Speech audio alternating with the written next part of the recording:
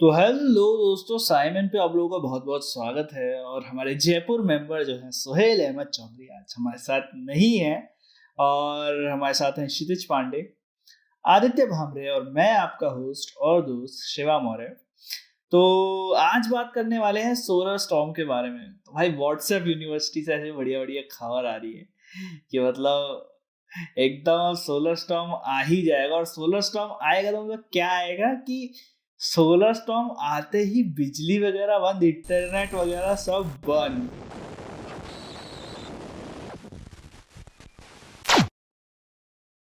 नहीं नहीं भाई लोग, सोलर स्टॉर्म वगैरह नहीं आया, पॉडकास्ट अब स्टार्ट होगा, ठीक है। तो चलिए शुरू करते हैं। अभी तुम्हारे फोन पे व्हाट्सएप पे मैसेज आ रहे होंगे कि नासा वाले बोल रहे भाई फोन जो है तुम्हारा बंद हो सकता है। और मतलब वो जो तमाम तरह की एक न्यूज आती है ना कि नासा ने बोला है फोन फट जाएगा, और सोलर फ्लेयर्स आ रही है भाई एकदम बढ़िया तरीके से, इंटरनेट बंद वगैरह। तो व्हाट्सएप यूनिवर्सिटी की वो बातें हो सकता है सच हो जाए। डरा नहीं रहे हैं भाई तुमको, इसके पीछे की सारी साइंस अभी समझेंगे। और क्यों बोला जा रहा है कि अभी सोलर जो स्टॉर्म आएगा उससे हो सकता है कि पावर ग्रिड फेलियर्स हो जाएं, या तुम्हारे सैटेलाइट कम्युनिकेशन फेलियर्स हो जाएं, या फिर तुम्हारे जो इंटरनेट वगैरह है वो चलना बंद हो जाए। ऐसा क्यों हो रहा है, तो इसके बारे में बात करेंगे आज। तो सबसे पहले इंट्रोडक्शन देना चाहोगे आदित्य भामरे? जब हम बात करते हैं सोलर स्टॉर्म या सोलर फ्लेयर्स की, तो बेसिकली दो तरह के होता है। मैं बहुत ही बेसिक बता रहा हूँ, फिर एडवांस में आप दोनों एक्सपर्ट्स। तो सबसे पहले बात करते हैं ना, दो तरह के जो मोटा मोटा हम बात करते हैं। तो सबसे पहले एक होता है कोरोनल मास इजेक्शन, कि जब एक्चुअल जो पार्टिकल्स होते हैं वो सन से इजेक्ट होके हमारी तरफ आता है। उससे ट्रैवल करने के लिए अराउंड 1.5-2 दिन लगते हैं। So it is not immediate, it take some time. And उसके कॉन्ट्रास्ट में जो हम बात करते हैं सोलर फ्लेयर्स की, वो basically burst of high energy radiation या एक्सरेस का बर्स्ट होता है। So it travels the speed of light approximately, और ऑलमोस्ट 8 मिनट्स रहते हैं हम तक पहुँचने के लिए। एंड जहाँ तक बात आती है अर्थ की, तो अर्थ उन फ्लेयर से हमें बचाती है because of its magnetic field. Exactly. So इसकी वजह से होता ये है कि जो अर्थ पे जो नॉर्दर्न और साउदर्न पोल्स होता है, वहाँ पे अगर आप जाओगे तो आपको सुंदर लाइट के जो फॉर्मेशंस होता है, जिसे हम ऑरोरास भी कहते हैं, वो हमें देखने को मिलते हैं। तो अभी ये सीएमईज या फिर सोलर फ्लेयर्स की होता है। ओवर टू यू क्षितिज भैया। बहुत ही इंटरेस्टिंग फिनोमेना है। आदित्य के बारे में हम लोग बात कर रहे हैं, आदित्य ने बहुत अच्छे से एक्सप्लेन भी किया। ये सारे जो फिनोमेनाज होते हैं, पहले तो एक बात के ऊपर डिस्कस करना जरूरी है कि इवन दो सन एक ऐसा सेलेस्टियल बॉडी है जिसके बारे में सबसे ज्यादा बात होती है मून के साथ साथ, और बहुत टाइम से हमारे लाइफ के लिए एसेंशियल है, but at the same time हम बहुत अच्छे से उसके बारे में नहीं जानते हैं। हम लोगों ने जब आदित्य एल्वन के ऊपर पॉडकास्ट किया था, हम लोगों ने ये डिस्कस भी किया था कि सन के जो टेम्परेचर डिफरेंस आता है अलग अलग लेयर पे, हम लोगों को नहीं पता क्यों हो रही है, अलग अलग फिनोमिना नहीं पता होते हैं। And it is the reason कि हम लोग कई बार बहुत एक्यूरेटली प्रिडिक्ट नहीं कर पाते हैं कि सन को किस तरीके से कैसे बिहेव करना चाहिए। तो अभी रिसेंटली क्या हुआ है कि पहले नासा ने प्रिडिक्ट किया था कि 2025 में आएगा सोलर मैक्सिमा। तो सोलर मिनिमा और सोलर मैक्सिमा दो टर्म्स होते हैं, 11-11 साल के जनरल होते हैं, बट थोड़ा बहुत अप डाउन हो सकता है। क्या होता है कि सन का एक ऐसा फेज होता है जब हमारे साइड वो करता है, और जब उसमें से कम सोलर पार्टिकल्स निकलते हैं, कम रेडिएशन निकलते हैं, तो उसे हम लोग सोलर मिनिमम कहते हैं। सोलर मिनिमम मतलब कम रेडिएशन आ रहे हैं। बट वो वाला फेज जो कि जनरली 11 साल बाद आता है, फिर सोलर साइकिल की अदर हाफ साइकिल उसे कहते हैं हम लोग, जब सोलर फ्लेयर्स बहुत ज्यादा आने लगते हैं, कोरोनल मास इजेक्शन बहुत ज्यादा होता है जैसे आदित्य ने बताया, और बहुत सारे लेयर्स आने लगते हैं, बहुत हाई एनर्जेटिक पार्टिकल, तो उसे हम लोग सोलर मैक्सिमम कहते हैं। सोलर मैक्सिमम में एक चीज नोटिस करेंगे कि उसमें सनस्पॉट्स ज्यादा होते हैं, एंड ये मतलब कोरिलेशन माना जाता है कि there are some sunspots, then वहां पर कोरोनल मास इजेक्शन ज्यादा होगा, क्योंकि ऐसा माना जाता है कि उसकी लेयर्स के अंदर जो प्लाज्मा है, वो प्लाज्मा किसी तरीके से मैग्नेटिक फील्ड के साथ सर्कुलेट हो रहा है, जिसकी वजह से वो स्पॉट क्रिएट हो रहा है। So it is creating more chances of creating those coronal mass ejection, जिसकी वजह से ये हाई एनर्जेटिक पार्टिकल्स आ जाते हैं। टेंशन की बात यह है कि ये हाई एनर्जेटिक पार्टिकल्स खतरनाक होते हैं, लाइफ को इंडेंजर्ड करते हैं। द ओनली रीजन हम लोग अभी तक नहीं मरे इज बिकॉज अर्थ की मैग्नेटिक फील्ड हमको बचाती है इससे, एंड अर्थ की मैग्नेटिक फील्ड बहुत अच्छे से बचाती है। बट एक मिसकंसेप्शन में दूर करना चाहूंगा, अर्थ की मैग्नेटिक फील्ड इवन दो बचा रही है हमको, लेकिन इसका एक अर्थ की मैग्नेटिक फील्ड का एक लेयर होता है जो बहुत सारे रेडिएशन को ट्रैप करके भी रखती है, जिसको हम लोग कहते हैं ट्रैप्ड रेडिएशन। अब होता ये है, और ये कहाँ दिक्कत आता है मैं बताता हूँ। ऐसा हम लोगों को दिक्कत नहीं आएगा अर्थ पे, लेकिन मान लो मुझे कोई स्पेस मिशन भेजना है, मून तक भी इतनी दिक्कत नहीं आएगी, मून तक थोड़ा रेडिएशन ट्रैप रेडिएशन रहेगा, लेकिन जब मार्स वगैरह पे जाने की बात करते हैं तो होता ये कि हम लोगों को वो ट्रैप रेडिएशन क्रॉस करके जाना होता है। ट्रैप रेडिएशन क्रॉस करते ही तुम्हें बहुत ज्यादा इंटेंसिटी ऑफ रेडिएशन से गुजरना पड़ता है, जो कि प्रॉब्लमैटिक होता है, जिसकी वजह से मैन मिशन मार्स में भेजना इतना मुश्किल है भी इस रेडिएशन शीट पर। बट अभी के लिए मैं ये बोलना चाहूंगा कि मोर और लेस ये सारे सिचुएशंस की वजह से ये होता है, मतलब सोलर पार्टिकल इवेंट्स आते हैं, एसपी जिन्हें हम शॉर्ट फॉर्म में कहते हैं। मुझे क्वेश्चन था आशीष भैया कि जो आपने कहा कि ट्रैप रेडिएशन होते हैं, तो वो क्या मतलब आयोनोस्फीयर में होती है या like it extends to some longer distance?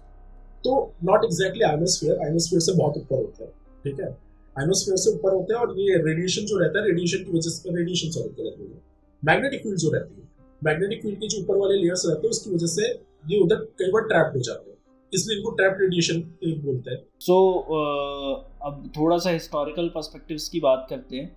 तो हुआ क्या था, एक काफ़ी इंटरेस्टिंग स्टोरी है। एक तो 1868 में 1859 शायद कैरिंगटन इवेंट ना। हाँ, वो हुआ था। तो एक तो तब पावर ब्रेकआउट हुआ था, पूरा पावर ग्रिड फेलियर हुआ था। एंड एक इंटरेस्टिंग इवेंट आता है फिर उसके बाद वाला, इंडियन इंडिपेंडेंस के बाद। अभी जब सोवियत यूनियन और उनका कोल्ड वॉर चल रहा था, अभी सारी डेट्स याद करी थी और मैं डेट्स भूल चुका हूँ। तो मैं कहानी बता देता हूँ तुम लोगों को कि हुआ क्या था कि 1968 में ये हुआ था। और हुआ ये कि कोल्ड वॉर का टाइम था, यूएस और यूएसएसआर, उस टाइम रशिया जो है वो अलायंस में था, मतलब कि एक यूनियन फॉर्म कर रखा था रशिया ने अपने आसपास की कंट्रीज के साथ, जिसको यूएसएसआर बोलते थे। तो रशिया और यूएस में कोल्ड वॉर चल रहा था। सो पहले वो आर्म्स को लेकर चल रहा था, न्यूक्लियर वेपन्स को लेकर चल रहा था। देन उसके बाद स्पेस रेस स्टार्ट हुई थी। सो ये दो चीज़ें चल रही थी। अब हुआ क्या कि एक सोलर स्टॉर्म आया मार्च में, और वो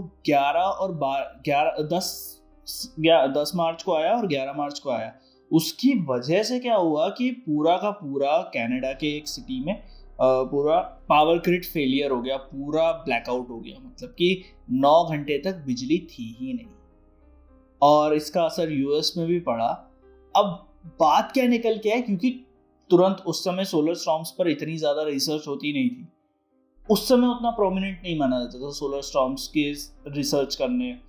उसके बाद से रिसर्च जो है वो स्टार्ट हो गई थी, उन्होंने ट्रैक वगैरह करना शुरू किया था, और ग्रिड्स को भी सोलर स्टॉर्म प्रूफ करने की कोशिश की गई थी। तो उस टाइम पे इन लोगों ने सोचा कि रशिया ने हम पर अटैक कर दिया है, और वो काउंटर अटैक करने के लिए रेडी हो ही रहे थे। तभी बाद में ये पता लगा कि भैया अटैक नहीं हुआ, ये सन का अटैक है, ये रशियन अटैक नहीं है। और मतलब लोग ये सोचने लगे कि लिटरली ये सोचने लगे, क्योंकि वो इतना पावरफुल स्टॉर्म था, उसको मतलब उसके ऑरोरास देख सकते थे आप कैनेडियन पूरे उस पे क्या नाम है स्काई पे। और कुछ लोगों को लग रहा है कि भाई न्यूक्लियर अटैक हो गया है, कुछ लोग सोच रहे हैं अब कोई स्पेस मिशन लॉन्च हो रहा है। तो इस तरीके के जो चीज़ें हैं ना वो लोगों के बीच में चलने लगी। बाद में जाके पता चला भाई कि ग्रिड फेलियर किस वजह से हुआ था, और ये जो पूरा सिनेरियो लोगों को देखने को मिला कि मतलब एक तरीके से लोगों को इन्फॉर्मेशन ही नहीं मिली कि सोलर स्टॉर्म जैसी कोई चीज़ है, और जो सन मतलब कि मान सकते हो कि जिसे बस हम समझते हैं कि हीट देता है हमें, लाइट देता है हमें, उससे हमें इस तरीके की चीज़ें भी देखने को मिल सकती है कि हमारा जो कम्युनिकेशन सिस्टम है, यूएस का कम्युनिकेशन सिस्टम ठप पड़ गया था भाई कोल्ड वॉर के टाइम पे। तो जो लोग थोड़ा बहुत हिस्ट्री को जानते हैं, जो थोड़ा हिस्ट्री को समझते हैं, वो समझ सकते हैं कि इस चीज़ को कितना सेंसिटिव मैटर था ये, कि यूएस का पूरा कम्युनिकेशन सिस्टम कुछ समय के लिए ठप पड़ गया, वो सारी लाइंस जो है वो ठप पड़ गई। तो उस मैटर से मतलब यूएस तो पूरा मतलब डिफेंसिव मोड में आ गया था। और बाद में पता चला कि नहीं भाई सोलर स्टॉर्म था ये एक, और इसके बाद जो है इस पे रिसर्च जो है ज़्यादा शुरू हुई। और अभी के तौर पर अगर आप लोग जानते हो, हमारे एक पुराने पॉडकास्ट में भी हमने बात की है कि जो आदित्य L1 है उसका वन ऑफ द मिशन यही है कि सोलर स्टॉर्म्स को स्टडी करना।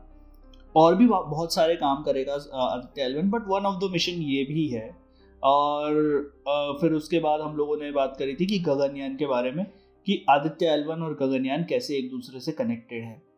तो कुछ इस तरीके का थोड़े बहुत हिस्टोरिकल इवेंट्स हैं जो कि थोड़े बहुत फनी भी लगते हैं, थोड़े बहुत ऐसा लगता है कि इस पर रिसर्च जो है, कुछ चीज़ें होती हैं जिन पर रिसर्च पहले नहीं हो रही होती है, बट एक बड़ा इवेंट आता है, मेजर इवेंट आता है, उसके बाद रिसर्च होना शुरू होती है।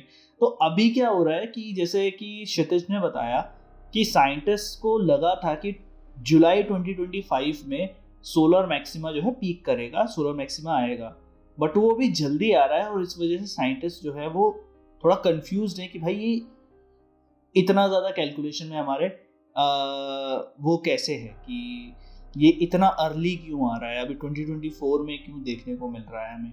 और अभी एक बहुत जो है न्यूज़ फ्लोट भी कर रही थी। आज है 15 फरवरी जब हम ये पॉडकास्ट रिकॉर्ड कर रहे हैं, एंड 13 फरवरी को बोला गया था कि हो सकता है कि आपके कम्युनिकेशन चैनल्स जो हैं वो थोड़ी देर के लिए बंद हो जाएं, क्योंकि ऐसा सोलर स्टॉर्म आएगा जिससे जो है उसी तरीके का ग्रिड फेलियर वगैरह हो सकता है। बट ऐसा तो शायद हमने कुछ भी एक्सपीरियंस किया नहीं, बट होपफुली फिंगर्स क्रॉस्ड कि ऐसा करना भी ना पड़े हमें। ओवर टू क्षितिज कि इसमें कुछ चीज़ें ऐड करना चाहो अगर तो। ये जो ऑन द कॉन्ट्ररी हम लोग जो बात कर रहे हैं कि नासा ने कैलकुलेट बोला था कि 2025 तक सोलर मैक्सिमा आना चाहिए, लेकिन ये पहले क्यों आ रहा है। इंडियन फिजिसिस्ट ही है जिन्होंने ये चीज़ की प्रेडिक्शन दी है। इनका नाम है डॉक्टर दीपंदीप नंदी। ये आइजर कोलकाता के प्रोफेसर है। इन्होंने एक्चुअली क्या किया है, रिसेंटली एक पेपर निकाला था, उसमें उन्होंने ये बताया कि होता ही है कि जब भी हमने पहले बताया कि सोलर मैक्सिमम और सोलर मिनिमम की साइकिल होती है, तो ये साइकिल इस तरह की होती है। जो सन के इवेंट्स होते हैं, साइन वेव होता है ना, एक तरह से sine wave, but not exactly that, थोड़ा ज्यादा कोनिकल इन दैट सेंस।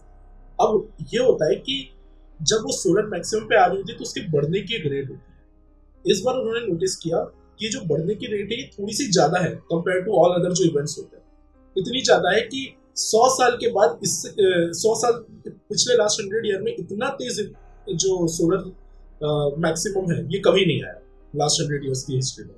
तो उस वजह से उन्होंने ये पेपर डाला कि ऐसा ऐसा उन्होंने प्रेडिक्शन किया है। ये पेपर ने हल्ला मचा दिया।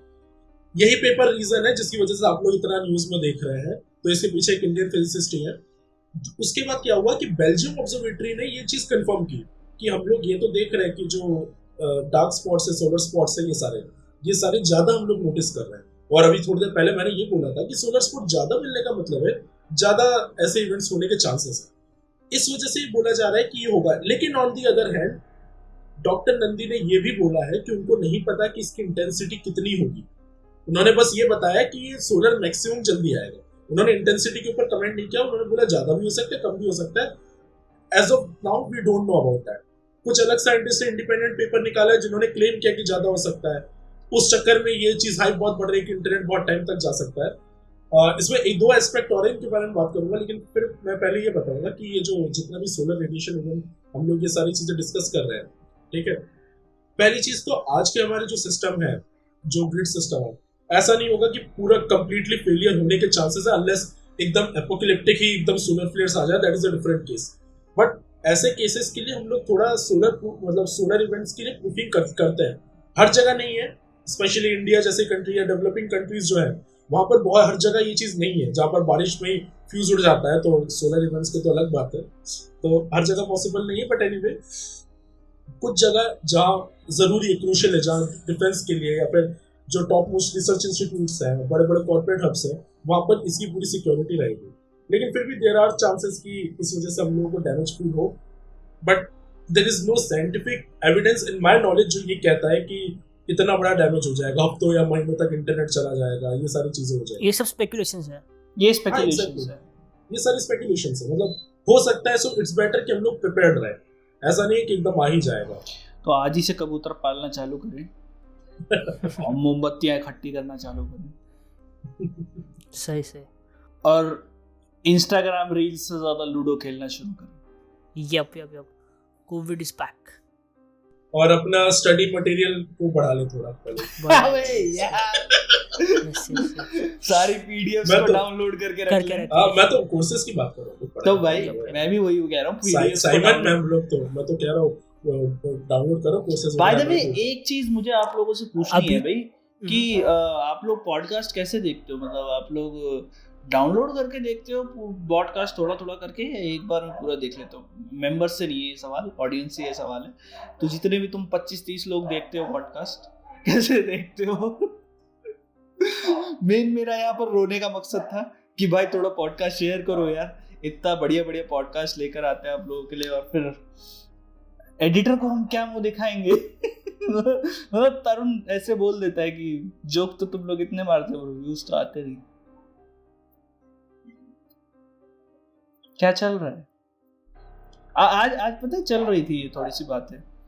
मैंने एक जोक मारा एंड तरुण वाज लाइक, मैं बगल में ही खड़ा था, मैं कहा तुझे तो इस सब की आदत होगी? कह रहा हाँ भाई डेली बेसिस पर सुनता हूँ तुम तीनों के। वैसे सन के ऊपर अभी एक टॉपिक जो मैं दूसरा एस्पेक्ट और कवर करने वाला था, हम लोगों ने जैसे एक बात की कि सन के हम लोग प्रॉपर प्रेडिक्शन नहीं कर सकते कि किस तरीके से इवेंट होंगे, कितनी इंटेंसिटी जा रही है। ऐसा क्यों है? डिस्पाइट द फैक्ट इतनी सारी ऑब्जर्वेटरीज है, इतने सारे हम लोगों के पास अलग अलग टेलीस्कोप्स हैं, हम लोग कॉन्स्टेंटली सन को स्टडी कर रहे हैं, मॉनिटर कर रहे हैं, इतना पास में है वो स्टार, फिर भी हम लोग उसके बारे में इतना कम क्यों जानते हैं? एक सिंपल सा रीजन है, क्योंकि ये सारी स्टडी हम लोग करते हैं लाइट की मदद से, फोटॉन्स की मदद से। अब जिसको ये चीज पता होगी तो उनको पता होगा कि सन से जो लाइट आती है वो 8 मिनट लगती है, लेकिन जब वो सरफेस से निकल जाती है, उसके कोर से अगर जो लाइट जनरेट हो रही है, बीच में जो लाइट जनरेट हो रही है, उसको उसके सरफेस तक आने में कई साल लग जाते हैं। वो हम एक फिक्स अमाउंट नहीं कह सकते, वो डिपेंड करता है वो लाइट कहाँ जनरेट हो रही है, कौन से मूवमेंट पे, कितने स्कैटरिंग के थ्रू होके आ रही है, but anyway takes a lot of time. तो वो लाइट हम लोग को कोर इन्फॉर्मेशन दे नहीं सकती। हम लोगों को जो भी इन्फॉर्मेशन आ रही है वो सरफेस की आ रही है, सरफेस की लाइट को हम लोग स्टडी कर रहे हैं, और सरफेस के तो इवेंट्स है नहीं जिसकी वजह से हम लोग पता कर सके। ज्यादा सोलर स्पॉट्स है, ये स्पॉट्स की वजह से हम लोग थोड़ा ये प्रेडिक्शन कर सकते हैं कि ज्यादा एक्टिविटी होगी। मेन जो चीज चल रही है, जो मैग्नेटिक फील्ड का खेल है, प्लाज्मा का खेल है, वो तो अंदर चल रहा है और उसके बारे में हमको आइडिया ही नहीं लग रहा है। सो इट्स द रीजन कि हम लोग क्यों नहीं इस चीज को समझ पाते हैं। और क्योंकि इस बारे में बात कर रहे हैं तो मैं एक टॉपिक फिर से वो लाऊंगा जो मैं अपने हर डिस्कशन में लेकर आता हूँ, न्यूट्रिनोस, क्योंकि वो मेरे फेवरेट पार्टिकल्स है। एक अलग तरीके के ऑब्जर्वेटरी के ऊपर काम चल रहा है। अब मैंने बताया कि लाइट की जो ये प्रॉब्लम है कि ये हमेशा सिर्फ सरफेस से निकलता है, अंदर से नहीं आता है। Neutrinos on the other hand, उनके साथ ये दिक्कत नहीं है। तो जहां तुम लाइट से उसके सरफेस को स्टडी कर सकते हो, न्यूट्रिनो से तुम एग्जैक्टली उसके कोर को स्टडी कर सकते हो। ऑल्दो ये अभी एफिशिएंट नहीं है, इसका रीजन ये है कि न्यूट्रिनोस को डिटेक्ट कर पाना बहुत मुश्किल है, उनसे इंफॉर्मेशन क्योंकि उनकी पेनिट्रेटिंग पावर बहुत ज्यादा स्ट्रांग है। एग्जैक्टली। तो एंड वो रिएक्ट नहीं करते हैं क्योंकि चार्ज नहीं होता। तो जिस रीजन की वजह से वो ज्यादा इंफॉर्मेशन ला रहे हैं, उसी रीजन की वजह से हम उनको स्टडी भी अच्छे से नहीं कर पा रहे। डबल एज स्वॉर्ड है वो। तो वो रीजन हो जाता है जिसकी वजह से हम लोग नहीं स्टडी कर पाते। But anyway, multi messenger astronomy जिसके ऊपर हम लोगों ने ऑलरेडी एक बार बात की थी, ये सन उसका एक बहुत ही परफेक्ट एग्जांपल है। कैसे हम लोग अलग अलग फील्ड की स्टडीज को एक साथ कंबाइन करके उसकी ज्यादा इंफॉर्मेशन निकालेंगे। मे बी फ्यूचर में हम लोग ज्यादा इन सब चीजों के बारे में स्टडी कर पाए, ज्यादा प्रेडिक्शन कर पाए कि इवेंट्स किस तरीके के होंगे। एक शायद टोटल सोलर इक्लिप्स भी है ना अभी आने वाले टाइम में, मार्च में या अप्रैल में, आइडिया नहीं है।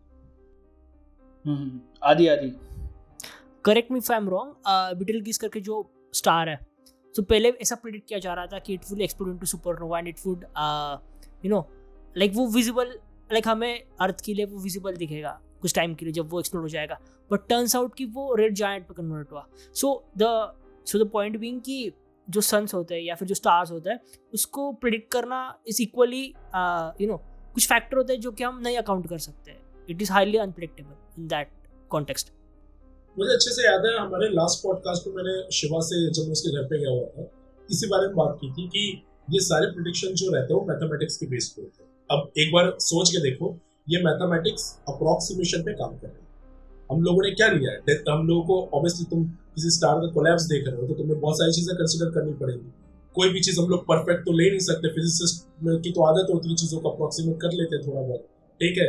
होमोजीनियस डेंसिटी मान लो ले लिया, होमोजीनियस नहीं लिया तो बहुत ही आइडियल कंडीशन लेते हैं। उन आइडियल कंडीशन के बेसिस पे हम लोग प्रेडिक्शन करते हैं और हमारे सारे मॉडल उन पर रन करते हैं। रियल लाइफ में अप्रोक्सीमेट हो सकती है वो चीजें, क्लोज टू रिजल्ट आ सकता है, लेकिन इस वजह से हम लोग प्रिसाइज रिजल्ट नहीं निकाल सकते। एंड क्योंकि हम लोग प्रिसाइज रिजल्ट नहीं निकाल सकते, इसलिए इतने सारे एक्स्ट्रा चीजें हम लोग देख पाते हैं जो हो रहा है। लेकिन अब बीटलजूइस का थोड़ा अलग केस है, वो पता नहीं कैसे बिहेव कर रहा है। वो बहुत लोग कहते हैं सुपरनोवा हो गया उसका, बहुत लोग कहते हैं नहीं हुआ। मैंने बहुत पहले इसके ऊपर एक डिटेल में वीडियो भी बनाई थी कि भैया सीन क्या चल रहा है बीटलजूइस का।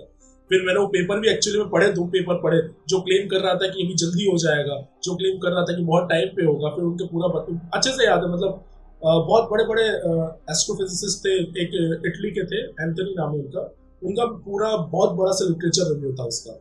आई spend 2 days just to read about that कि भैया चल क्या रहा है, क्योंकि उस टाइम बहुत हॉट टॉपिक था बीटलजूइस के ऊपर। बहुत लोगों ने वीडियोस बनाए पेपर को साइड कर करके कि इसमें ऐसा लिखा है वैसा लिखा है, लेकिन जैसे अगेन मैंने और शिवा ने पहले भी डिस्कस किया कि सिर्फ पेपर को साइड करके वो चीज सही नहीं हो जाती है। पेपर के अंदर का कॉन्टेक्स्ट भी पता होना चाहिए, कंटेक्स्ट भी पता होना चाहिए, और ऐसा भी हो सकता है कि पेपर में गलत लिखा हो, there is a chance for. हाँ, there is a very big chance. And जैसे कि अभी जैसे कि 1900 में बात की या फिर 1800s में जब फर्स्ट टाइम ये सोलर फ्लेयर को एक्सपीरियंस किया ह्यूमैनिटी ने, मतलब थ्रू लेंस ऑफ साइंस बोल सकते हैं आप कि ये हो सकता है, तो like it was unforeseen. Okay, तो मतलब किसी ने उसको सोचा कि यार ये हो सकता है, and then it got its origin कि ये वाला हुआ। एंड फिर इससे पहले की अगर हम बात करें, अगर ह्यूमैनिटी ने इनकेस विटनेस किया हो सोलर स्टॉर्म्स ऐसे, तो देयर आर हाई चांसेस कि we wouldn't have even recognize कि ये क्या चल रहा है, क्योंकि उस वक्त टेक्नोलॉजी इवॉल्व नहीं होगी जिसके साथ वो इंटरफेयर करेगा, या फिर उसे फिर वो God of act of God करके फिर निगलेक्ट भी कर लिया होगा। हमें अगर हिस्ट्री में जानना है कि इस तरीके का कोई इवेंट हुआ है कि नहीं, तो पहली बात तो हमें रिकॉर्डेड इवेंट शायद ना मिले, और अगर मिले तो वही जैसे तूने कहा कि एक्ट ऑफ गॉड के नाम पे ही वो चलेगा। क्योंकि क्या पता, क्योंकि देखो ऐसा है कि कोई इतना ज़्यादा नहीं सोचा होगा उस टाइम पे कि भाई सूर्य से इतने ज़्यादा पावरफुल किरणें निकलेंगी एंड देन फिर ये चीज़ होगी वो चीज़ होगी। मैं तो ये सोच रहा हूँ कि पुराने टाइम में, अर्ली टाइम में, जब we do not have scientific explanation कि ऑरोरास क्यों होते हैं, क्या होता है, मतलब जो उस एरिया में रहते होंगे, ऑब्वियसली एक टाइम के बाद उनके लिए तो वो यूज्ड टू हो जाते होंगे, लेकिन वो क्या एक्सप्लेनेशन सोचते होंगे इसका कि भाई क्यों हो रहा है ये चीज, लाइट चमक रही है रात को एकदम ऐसे ही। और अगर उनमें से कोई ट्रैवल कर रहा होगा, मान लो कोई दूसरी कंट्री से उधर गया होगा फॉर सम रीजन, ट्रेडिंग करने या कुछ भी करने, और वो रात को देख रहा है, उसके दिमाग में क्या ही आएगा, ये क्या हो रहा है यहाँ पर। बिना साइंस के कितना बिजार सिनेरियोज हो जाते हैं सारी चीजें। सो इस चीज को फिर काफी सारी चीजों से वो कर दिया जाता था ना, कनेक्ट कर दिया जाता था। जैसे मान लो एक टाइम पे क्या था कि अगर मान लो कॉमेट दिखाए तुम्हें, तो कॉमेट की टेल से डिसाइड करते थे वो लोग कि ड्रॉथ आएगा कि नहीं आएगा, या फसल कैसी होगी इस बार। अगर कॉमेट दिख गया तो भैया महामारी फैल जाएगी या फिर कुछ होगा, जबकि उसका कोई लेना देना नहीं था। कॉमेट को बहुत खराब ये सिंबल इसलिए माना जाता था क्योंकि हैलीज कॉमेट जो था उसके एक इंसिडेंट में 2 चीजें हुई थी। एक तो इंग्लैंड का जो थ्रोन था, इंग्लैंड का थ्रोन तख्ता पलट हो गया था उस टाइम पे, जिसमें अभी जो थ्रोन पे है वो लोग आए थे। और at the same time India पे जो चोल डायनेस्टी है, अगर किसी ने मैं नाम भूल गया मूवी का, हाँ PS1 PS2 जो आई थी, उसमें किसी ने अगर नोटिस किया होगा, वो हर थोड़े टाइम पे कॉमेट जाता हुआ दिखा रहे थे उस पर। मे भी जिनको इंटरेस्ट नहीं होगा उन्होंने ध्यान नहीं दिया, बट बिकॉज मैं इसी फील्ड लिखा हूँ तो मुझे बहुत इंटरेस्ट आया। तब पता चला कि इस कॉमेट को बहुत बड़ा सिग्निफिकेंस माना जा रहा है, जो चोल डायनेस्टी में इतने सारे ट्रांसफॉर्मेशन आए, जो उनका पोटेंशियल जो किंग था उसकी जो डेथ हुई जिस तरीके से, तो लोगों, क्योंकि कोइंसिडेंटली 2 चीजें इस तरीके से होगी, वहां के लोगों ने एसोसिएट करना शुरू कर दिया कि this is the symbol of something, जैसा शिवा ने बताया कुछ बुरा होने वाला है। सिर्फ वही नहीं, बहुत सारे सुपरस्टिशंस का कहीं ना कहीं पे ओरिजिन इसी तरह से है कि 2 इररिलेवेंट चीज़ों को हम कोरिलेट करते हैं, वो टेंडेंसी की वजह से ही चीज़ें ओरिजिन होते हैं। हाँ, ऐसा काफ़ी चीज़ों में हुआ है। इवन जैसे मान लो तुम्हारा एक पीरियोडिक इवेंट होता है, सोलर एक्लिप्स या लूनर एक्लिप्स, ठीक है। तो अगर सोलर एक्लिप्स होता है तो कुछ लोग उसे बोलते थे भेड़िया देवता है, तो वो खा जाता है उसको, सूर्य को, थोड़ी देर के लिए। तो वो लोग हल्ला वगैरह मचाना शुरू करते थे। एंड देन तुम लोगों को एक चीज़ ये भी याद होगी कि साइंटिफिक पर्सपेक्टिव से भी लोग बोलते थे कि नहीं, डायरेक्ट सोलर उसकी तरफ नहीं देखना चाहिए, सोलर एक्लिप्स की तरफ, ठीक है, ताकि आंखें ख़राब हो जाएंगी। जबकि उसके रीजंस कुछ और हैं। क्यों नहीं देखना चाहिए। एंड फिर उससे ये भी निकला था कि सोलर जो इक्लिप्स है उसमें बाहर भी नहीं जाना चाहिए, वो लाइट जो तुम्हारी बॉडी में नहीं पड़नी चाहिए। तो ये काफ़ी सारी चीज़ें जो हैं वो बन जाती हैं ऐसी मिथ्स, जो कि हो सकता है कहीं ना कहीं किसी न किसी डर की वजह से आती हैं, और उस डर से क्या होता है कि चीज़ों को पावरफुल मिल जाती हैं। और अगर कभी ऐसा होता है कि इसकी वजह से ये हुआ और ये भी हो गया, टाइमिंग अगर क्लैश कर जाए तो लोगों के बिलीव्स और ज़्यादा स्ट्रांग हो जाते हैं। जैसे मान लो किसी सोलर एक्लिप्स में किसी ने बोल दिया, लोग बोलते हैं कि कुछ खाना नहीं चाहिए, भगवान पे संकट है, ये हो है, तो खा लिया किसी ने एंड देन उसको कुछ हो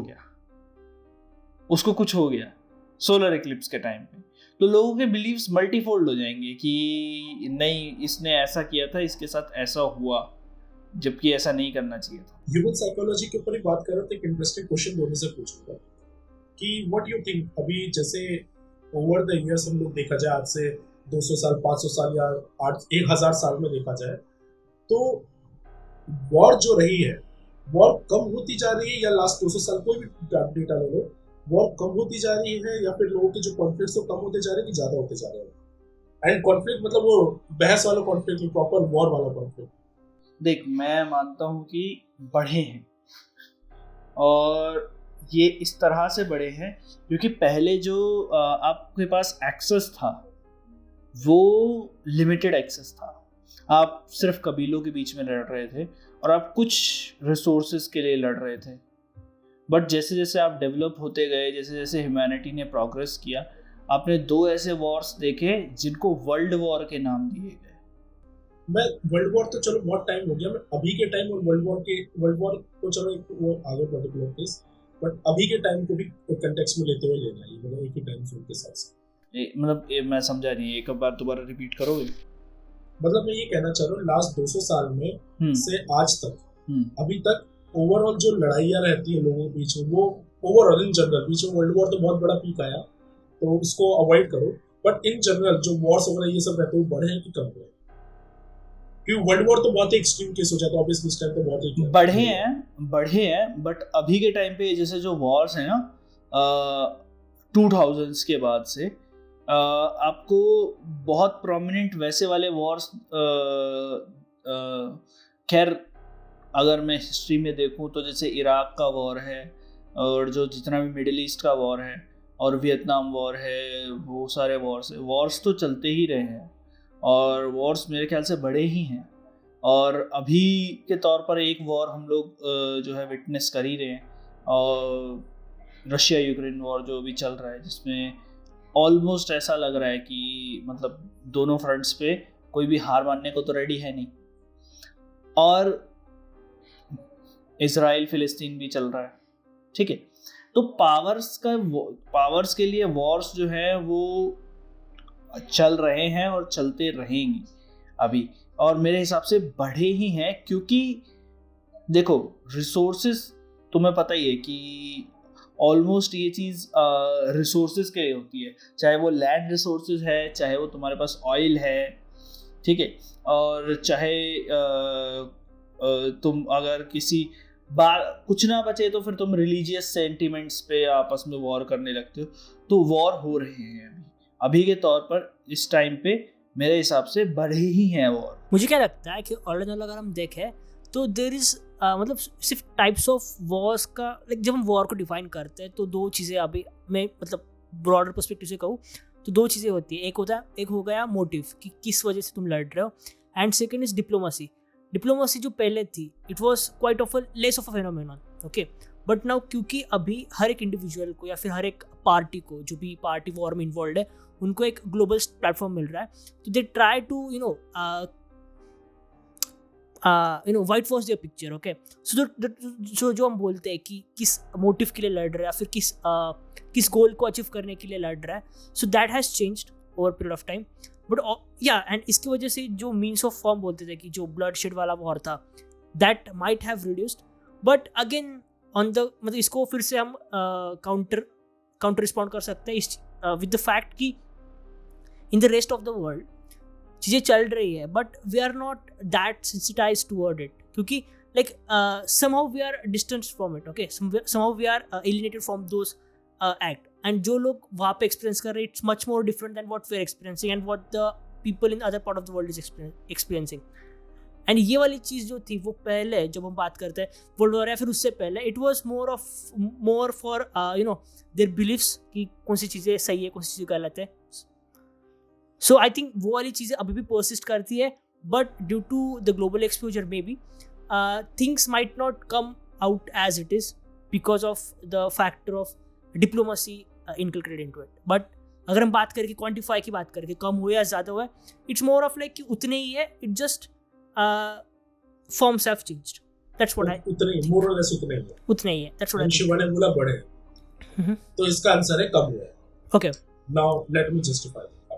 एक सिंपल सा एग्जांपल देता हूँ कि न्यूज़पेपर मैंने पढ़ा कि मुंबई पुणे जो हाईवे है, मुंबई पुणे हाईवे में 4 एक्सीडेंट हुए. तो क्या इससे मैं एक कंक्लूजन निकाल सकता हूँ कि मुंबई पुणे हाईवे अनसेफ है लोगों को गाड़ी चलाने के लिए? नहीं, क्योंकि मुंबई पुणे हाईवे में मान लो उस दिन 20,000 या 40,000 गाड़ियों ने क्रॉस किया. 40,000 गाड़ियों में केवल 4 गाड़ियों का एक्सीडेंट हुआ, which is a very safe road. मतलब अगर हम लोग परसेंट वाइज देखें बहुत ही ज्यादा सेफ रोड.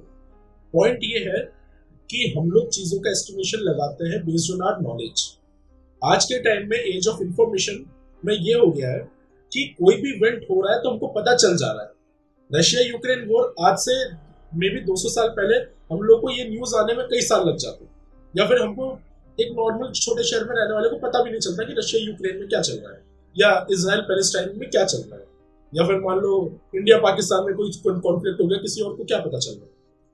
तो पॉइंट इज कि पहले जो होते थे, जब छोटे छोटे किंगडम्स ऐसे बटे रहते थे, वो होते थे, उनके बीच में कॉन्फ्लिक्ट ज्यादा होते थे, नंबर ऑफ वॉर्स ज्यादा होते थे.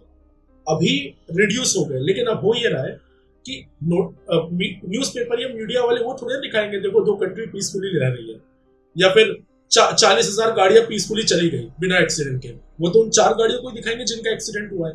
तो मीडिया एक्सट्रीम केस पे फोकस करती है, जिसकी वजह से हमारा पूरा का पूरा मीडिया जो रहता है वो एक्सट्रीम न्यूज से भरा रहता है. पूरे वर्ल्ड का कलेक्टिव ले लें, सिर्फ एक्सट्रीम न्यूज से भरा रहता है. मर्डर हो रहा है, ये हो रहा है, वो हो रहा है. But at the same time अगर हम लोग देखा जाए तो हम लोग सेफ साइड की तरफ जा रहे हैं. पहले जितने ये सारे डेंजर रहते थे आज के टाइम में उससे कंपेरेटिवली कम है. बस दिक्कत यही है कि हम लोग को ज्यादा देख पा रहे हैं, हमको एक्सपोजर उसका ज्यादा मिल रहा है बिकॉज ऑफ द मीडिया. और मीडिया वही करेगी जिसमें मसाला होगा, कि ऑब्वियसली वो क्यों दिखाएंगे 2 लोग सेफली रह रहे हैं साथ में आराम से. ये हो भी क्यों रहा है, मेनली कम क्यों हुआ है, इसका क्या रीजन है? मैं एक पॉइंट उठाना चाहूंगा, बट उससे पहले अगर तुम कुछ बोलना चाहो तो. बहुत सिंपल सा रीजन है, चीजें बहुत ही ज्यादा ऑर्गेनाइज्ड हो गई पहले. इंडिया का एग्जांपल लेते हैं. डू यू एग्री और नॉट कि इंडिया बहुत सारे किंगडम में बटा था जो आपस में लड़ते रहते थे? ठीक है, इंडिया के अभी आपस के 2 स्टेट में कभी वॉर होता है, लड़ाई, मतलब ऐसा वॉर कि मार दिया लोगों को, ये कर दिया? तो इंडिया का एग्जांपल लेके दे दो. जो वॉर रेट किसी टाइम पे बहुत ज्यादा हुआ करता था, आज के टाइम में 0%, लिटरली 0%. किसी भी 2 स्टेट में कभी लड़ाई नहीं होगी इंडिया की. एक सिंपल सा एग्जांपल. तो जहां पर मान लो किसी गिवन टाइम पे 6 किंगडम, बहुत कम नंबर बोल रहा हूँ, 6 किंगडम आपस में लड़ रहे होंगे, ठीक है, आज के टाइम में 0 है. अब ये जनरलाइज करके पूरे वर्ल्ड का ले लो.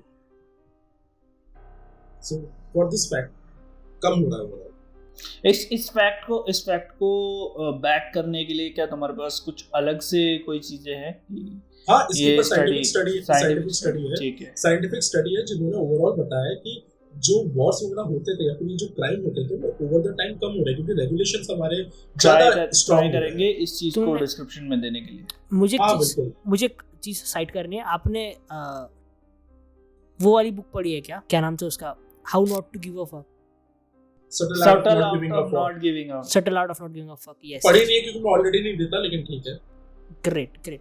तो उसमें लाइक काफी अच्छी रीड है. लाइक मैं ऐसी जो बुक्स है ना इससे मैं दूर रहता हूँ, बट उसमें एक मस्त एग्जांपल है जापानीज सोल्जर्स का. तो हुआ ये था कि वॉर वगैरह खत्म हो गया. जो जब ये वॉर वाली सिचुएशन चल रही थी वर्ल्ड वॉर 2 के टाइम्स पे, तो 2 सोल्जर्स थे. ओके, सो वो अपनी जो टीम होते उससे वो चेंज हो गए due to some XYZ reasons, और वो जंगल में ट्रैप हो गए. Okay, and war was over. Okay, so जब वो कुछ टाइम बीत गया, दे सर्वाइव्ड. फिर उसके बाद उनको लगा कि अभी भी वॉर चल रही है, एंड मतलब लोग सेफली रह रहे हैं, लोग एक दूसरे से अच्छे से बात कर रहे हैं, but they thought that it's a trap, so they killed innocent people. Okay, so after some time they realized that the war was actually finished and they killed innocent people. Okay, so ये वाली चीज़ आ जाती है कि वहाँ पे लोग uninformed थे. Okay, मतलब एक चीज़ मतलब ह्यूमंस को तुम एक डायरेक्शन दे सकते थे कि this is your thing.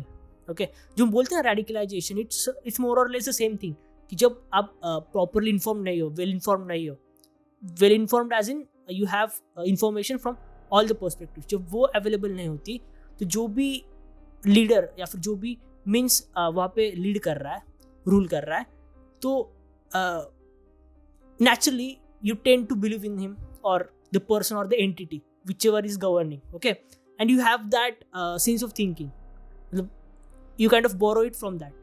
So इसकी वजह से होता ये है कि जैसे कि शशि भाई ने कहा कि पहले वॉर होते थे, इट कुड बी बिकॉज जो क्लैन के लीडर्स होते थे वो एक चीज़ बोलते थे कि this clan is enemy, and वो लोग बिलीव करते होंगे कि यार this is right and what we are doing is for the greater good, so they were willing to sacrifice themselves. But on the contrary आज के दिन में people are well inform, people को सब पता है कि कौन सी चीज़ें गलत है, कौन सी चीज़ें ये कर रहे हैं, ऑल्दो वो चीज़ें भी है ही. इन एडिशन टू दैट, मतलब बहुत अच्छा पॉइंट बोला, ये चीज़ भी है कि एक बार आप लॉजिकली सोच के देखो, आज के टाइम पे अगर दो कंट्रीज के बीच में वॉर के सिनारियो होंगे, पहले जो बड़े पावर्स है वो ट्राई करेंगे कि वॉर ना हो. नाटो जैसे हो गया, उन्होंने ट्राई किया था कि यूक्रेन को जल्दी पार्ट बना रहा, और तो वो चीज़ें अब रशिया ने ठान ही रखा था वो करना ही, और बहुत सारी चीज़ें आ गई थी बीच में. रशिया यूक्रेन के बारे में कोई भी स्टेटमेंट ना दो. India is a neutral stand on it, we should stand with it. नहीं तो न्यूट्रल स्टैंड नहीं, मैं बस बता रहा हूँ, मैं किसी को सही है गलत नहीं कह रहा हूँ. मतलब it is what it is यार, मतलब हम लोग थोड़े ना वो रखेंगे, फिल्टर थोड़े रखेंगे अपने ऊपर ओपिनियंस को. It is what it is. तो एनीवे पॉइंट ये है कि बात ये है कि there are some super powers now जो कि ट्राई करते हैं कि इस तरीके के कॉन्फ्लिक्ट ना हो, होते हैं, लेकिन पहले के टाइम पे ऐसे सुपर पावर्स नहीं हुआ करते थे. देयर वर सम किंगडम जो बड़े होते थे, जो आपस में छोटे किंगडम्स को मैनेज करते थे, बट वो नंबर ऑफ किंगडम्स बहुत ज्यादा होते थे. तो अब if you think logically also, बहुत सारे ऐसे फैक्टर्स आ गए जो कि वॉर को कम होने से रोक रहे हैं. अब मैं इनिशियल पॉइंट पे आता हूँ कि मैं ये चीज क्यों लाया. सोचने में जैसे कैसे तुम दोनों को झांसा आ गया कि वॉर तो बढ़ रहा है, मतलब आदि का भी एक अलग पॉइंट था, लेकिन शिवा को भी लगा कि वॉर बढ़ रहा है क्योंकि now we are getting more exposed to this. Same चीज काम होती है सुपरस्टिशंस पे. तो मेरा मेन पॉइंट ये रखने का था कि अगर कोई सोलर इक्लिप्स से बाहर निकला, 1000 लोगों को कुछ भी नहीं हुआ, एक आदमी एक्स्ट्रा जिसको मान लो कुछ एक्सीडेंट हो गया, जो कि वैसे भी हो जाता, वो जो 1000 लोग हैं उसके ऊपर कोई ध्यान नहीं देगा, लेकिन न्यूज़पेपर किसको हाईलाइट करेंगे? जिसका एक्सीडेंट हो गया. और वो किससे क्लिक हुआ? सोलर इक्लिप्स से क्लिक हुआ. तो मैं ये पॉइंट रखना चाह रहा हूँ कि एक्सपोजर ऑफ नॉलेज और ये मिस इन्फॉर्मेशन जो सुपरस्टिशन है, ये कैसे क्लिक होके एक गलत आइडिया को राइज देता है. नाइस, तेरा तरीका हमको पसंद आया. मतलब तूने हमारी हिस्ट्री क्लास करवाई एंड देन उसके बाद सुपरस्टिशन पे तू हमको लेके आया. काफी मजा आया, काफी मजा. तो ये सेल्फ फुलफिलिंग प्रोफेसी हो जाती है कि फॉर इंस्टेंस लेट्स से कि वो एक फेमस सुपरस्टिशन है कि बिल्ली रास्ता क्रॉस करती है तो काम वो सक्सेसफुल नहीं होता. ओके, लेट्स से मेरा कुछ काम था, मैं गया. ओके, मेरे 2-3 काम थे लेट्स से, तो 2-3 काम में से मेरे 2 काम हो गए, एक काम नहीं हुआ, तो मैं उसे कोरिलेट करूंगा बिकॉज बिल्ली ने रास्ता काटा. ऑल्दो ये 2 चीज़ें कोई रिलेशन नहीं बनाता है, but it's like it has been carried on इस बिलीफ पे, and people have मान लो आदमी गवार उसको नहीं आता है, बिल्ली बोलेगी मुझे क्यों दोष दिया, तेरे से वैसे भी ना होना था. हाँ exactly. By the way Ashraf ने रील बनाई थी. यस कि बिल्ली उसका रास्ता काट के गई है, खुद गटर में गिर गई. यस वो मस्त एग्जांपल था. हाउसफुल देखी है? अरे एक मिनट, ये क्षितिज को रेसिस्ट के बारे में नहीं पता ना यार, उसे भेजना प्लीज भेजना यार. वो बेंचमार्क है भाई, ऐसे कैसे यार, ये साइमन का मेंबर है, ऐसे रेसिस्ट के बारे में नहीं पता इसे. अच्छा तो मैं बताऊं या आप भेजू रील सीधा? नहीं रील भेज यार, रील भेज सही से. देख क्षितिज, हम जो तुझे भेज रहे हैं वो बेंचमार्क है. If you can go beyond that, मतलब below that, if you can go below that, तो नहीं जो भी है वो तू बस पहले देख लियो उसके बाद. और तरुण को भी मैं ये भेज दूंगा. तो मतलब बेसिकली द पॉइंट इज कि इससे नीचे सेंस ऑफ ह्यूमर किसी का गिर नहीं सकता. दैट्स मतलब इट हैज इतना लेम है और इसीलिए हर जोक के बाद हम ये कहते हैं still better than racist. What is difference between piano, tuna, fish जो होता है, and a bottle of glue? Bottle of glue. Difference एक को बजाते, एक को खाते हैं और एक को लगाते हैं. You can tune a piano, but you can't piano a tuna. What? Bro, what are you talking about, man? You can tune a piano, but you cannot. But you can't piano a tuna. Piano और tuna क्या है?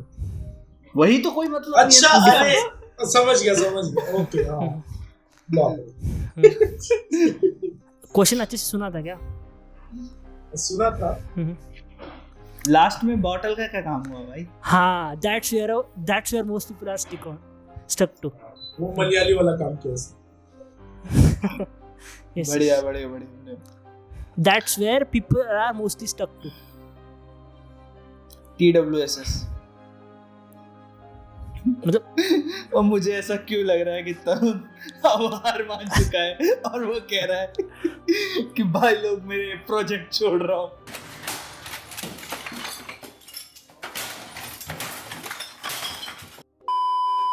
Okay, so from this let's conclude our podcast. और आज हम लोगों ने बात करी सोलर स्टॉर्म्स के बारे में, सोलर मैक्सिमा, सोलर मिनिमा के बारे में. पहले भी हम लोग इसके बारे में थोड़ी सी बात कर चुके हैं क्योंकि आदित्य L1 की जब हमने बात करी थी, और हमने थोड़ी ह्यूमन साइकोलॉजी की बात करी है और थोड़े वॉर्स वगैरह की बात करी है.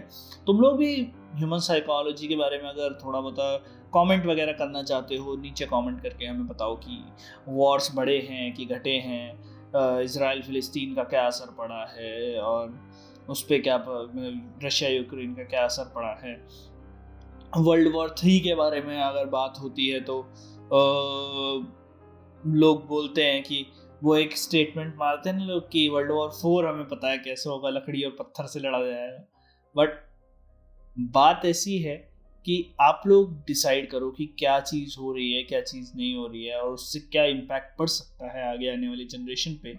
और जो कोल्ड वॉर जो रशिया और यूएस का चल रहा था, उस कोल्ड वॉर का कितना ह्यूमैनिटी को फायदा हुआ, मैं फायदे की बात यहाँ पर करूँगा. वो भी उसके बारे में भी कभी ना कभी हम चर्चा करेंगे कि किस तरह से कुछ वॉर्स ने ह्यूमैनिटी को जो है वो काफ़ी कुछ दिया है, लिया भी है तो काफ़ी कुछ दिया भी है.